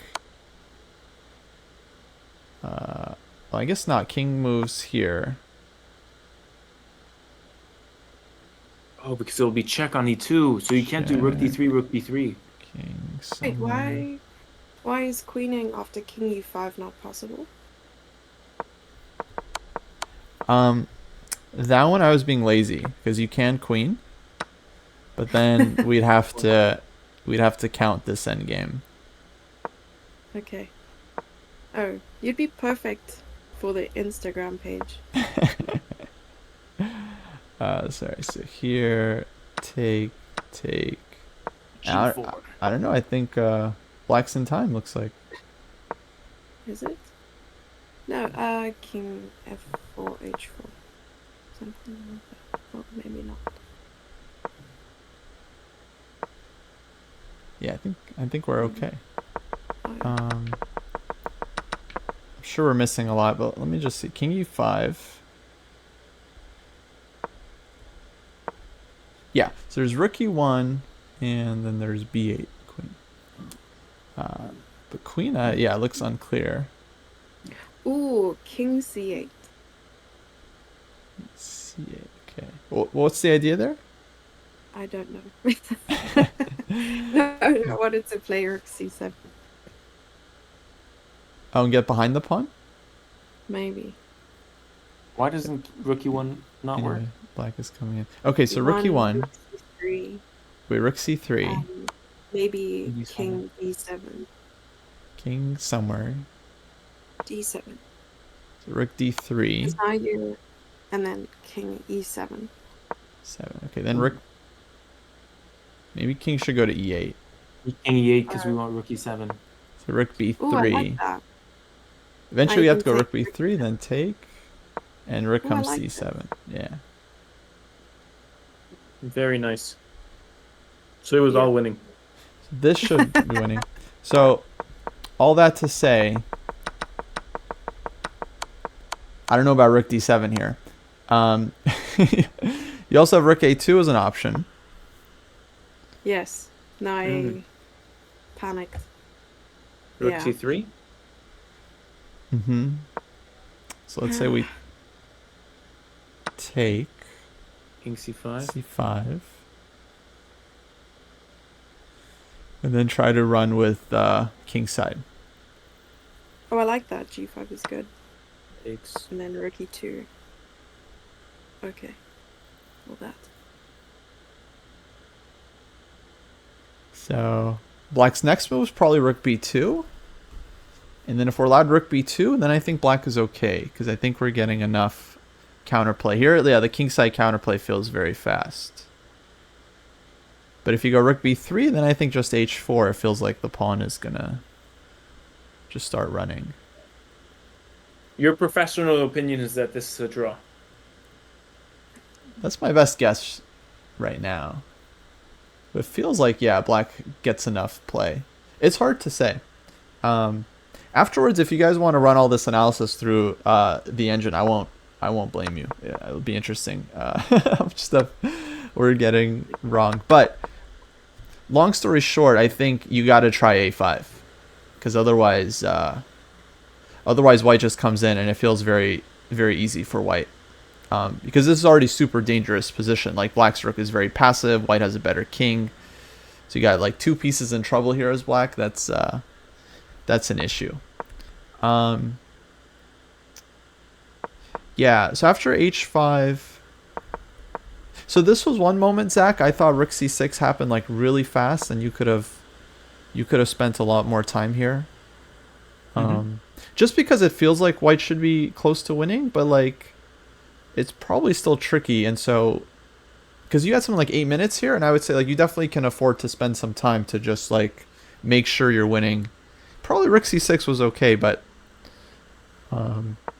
yeah, like you could also start with this one. Or even with f4. Feels like white has a lot of options. h4 like could be a move. I didn't want correct me if my instinct is wrong. I didn't want the rook to take on e5, and then winning the a6 pawn is not even valuable anymore because the rook has a stronghold on b5. So you were worried about something like this, right? It's like check, yeah, and then here. Loosely thinking into the future, yeah. And then probably this at the end. Or I don't know, maybe not, but yeah. This feels like it could get a little unclear. I thought that if I could restrict the rook to and bind it to the defense of the a6 pawn with rook c6, that was a better use of kind of prophylaxis against rook d7. Yeah. No, it's probably fine. It's definitely better than king d4. Don't get me wrong. I don't think king d4 is right. But yeah, it just did come very quickly, I thought. But anyway, king f8 here. Check. Rook d6. And I thought about taking, because rook takes, pawn takes, king e8. King e5, winning. King e5. Yeah, and I get to f6. King e5. yeah, Maybe should be good f6 for white, I first. think. Maybe f6 first. No, probably not. King c5. So yeah, f6. f6, king c5, and I'm in time. That's what I thought. King c6, d7, king d6. I had to play rook c7. Okay. Wait, king c6, king d8? Or you go King d7? d8. d7, king c6, yeah. So e5. e5, king d6. No, f5. Yeah. Maybe you have to play f5, g5. g5. Oh, wait a second. Here. That's interesting. h3? You still go g4, right? Oh, yeah. wow. Interesting. No, f takes, h4. And I checkmate. I don't take. Maybe e4 immediately. So f And I takes. take on h5. E4. Take on h5. And it's mate. Yeah, looks like white is But that queen... Oh, okay. just Yes. barely in time. Wow, sharp stuff. Okay, I didn't see this during the game. So if takes h4, takes h4 is nice. Yeah. Okay, interesting. Yeah. So exactly. I mean, that's what I'm talking about. Like, if we have 8 minutes, then we shouldn't go rook d6 without at least checking that this is, I mean, I would trust your intuition here, but you do have time to also calculate and think it through. Because yeah, I mean, imagine you're losing this king and pawn in a game. That would be horrifying. Totally. Yeah, it was. I would say it was intuition until like king d6, and then I was like, our king is so up, King d6 on the f6 line, yeah. Just like But yeah, I think As it's much as I anyways hated good. the result, the games are like hella interesting, and I feel like I actually learned a lot from them. Especially gaining this sort of confidence when it comes to endgames like this. It's hard to exchange into endgames where you're really unfamiliar, either with the pawn structure or the minor pieces. Like, even playing with rook endings, I'm never 100% confident that it's going to be a draw, or if I'm a pawn up, that I'm going to win. So it's very, very tricky to know these things. Yeah, that's great to hear. Yeah, I hope it was useful. I mean, I think it's always helpful to play out these positions. Let's see. I don't know if you guys had any more questions on the games. Yeah, long story short, maybe bringing this knight to f6 wasn't the right call. Maybe the knight should go to c5. Although, of course, you always have to deal with like b4, b5 ideas. But there's also a thing of like, if white pushes the pawn to b5, then that gives up the c5 square. So it's like, that position might also be playable like for black. Yeah. Once the knight has like an outpost on a really good square, it's very likely that your opponent will have the same thing on like the opposing square. So You might have your own square. Yeah, exactly. yeah. Okay, you guys want to see how this original game played out? I Yes, do. please. Yeah. I'm very curious myself. Probably they agreed to a draw or something. No, let me And then dinner time. let me find it. Yeah, No, and then squeeze love, squeeze think for we'll- sure. It's a 100% chance of this happening. we'll cut it. No, I believe this is like a classic game.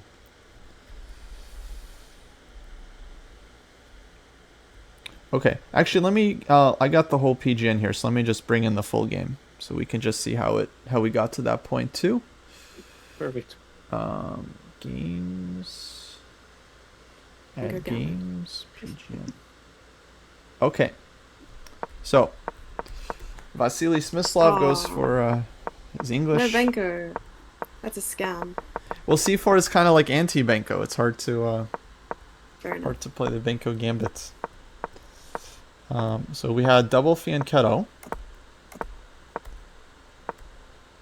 Knight c3. Okay, black gets d5 in. Lots of trades. d4. Makes sense since we Queen played out an takes endgame. d4. And then get this, yeah, very early Oh, there endgame. we go. It looks like, That's yeah, a like 10 nothing move. happened. But then we get here and all of a sudden, Everything happened. all of a What sudden, was the yeah, result?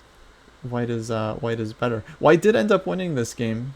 Okay. Oh, shout out to I Am Rosen. Thank you for the raid. Hello, folks. I actually don't know which channel the raid happened. I don't know if it was Dojo's channel or Zach or, but thank you. Thank you. We're all using I think it was Restream here. Dojo. Nice. So yeah, these two, they just finished off some endgame sparring. Playing out from this position after bishop g2, king takes g2. We just had two games. Very interesting games, and now we're just kind of seeing how the original game played out. Oh, that's right. Eric is playing in Norway right now, so he must have just had a round. Yeah, shout out to Vampire Chicken as well.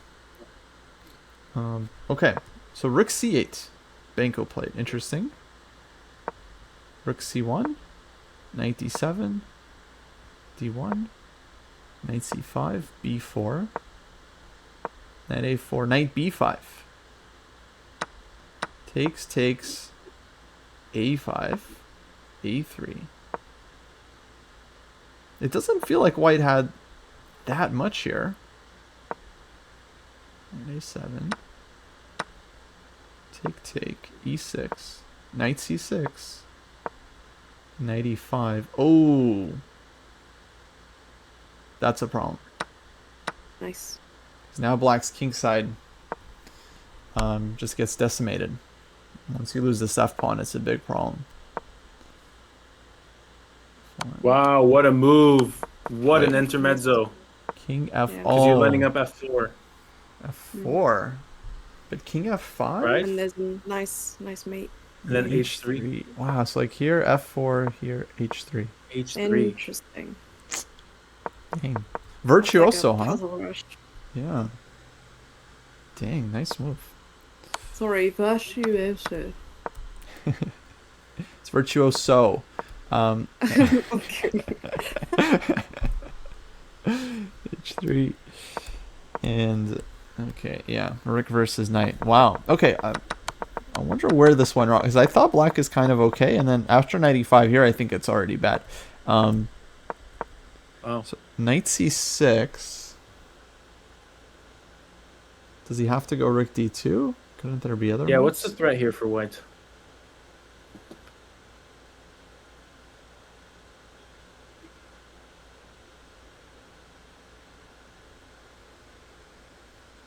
Probably F4 is a threat. Yeah, either f4, maybe even e4 too, hitting the rook. Oh, E4, nice. Because white Gaining the kind of pawn. has two ideas, right? Like knight e5 and knight d8. And if you play e4, it seems like black will have to allow one of them. So maybe the black knight needs to come back into play. So like knight c3 no. Maybe knight c3. No. No, because knight e7 maybe. Knight e7 Knight is the b2, problem. Yeah. Knight b2. Where do you bring the knight? You can't. You might have to play like b5. Yeah, but anyway, e4 is a Yeah, problem. e4's coming. As well as, Alright, I mean, let's- f4, knight e5, I also don't see exactly how black is stopping this one. So this position here might already be very difficult for black. Because, like, the knight is just Wow. out of play.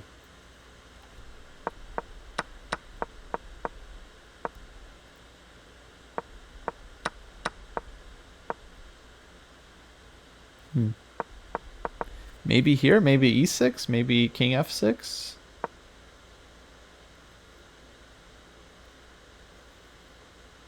Knight c6 and something here.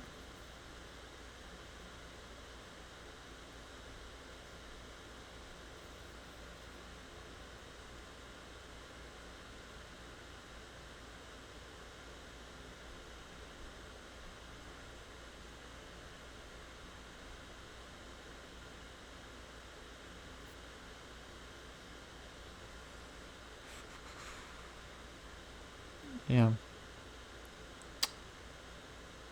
Oof. Still unpleasant, right? Little bit. Imagine. E5. Maybe black is kind of okay. Like this.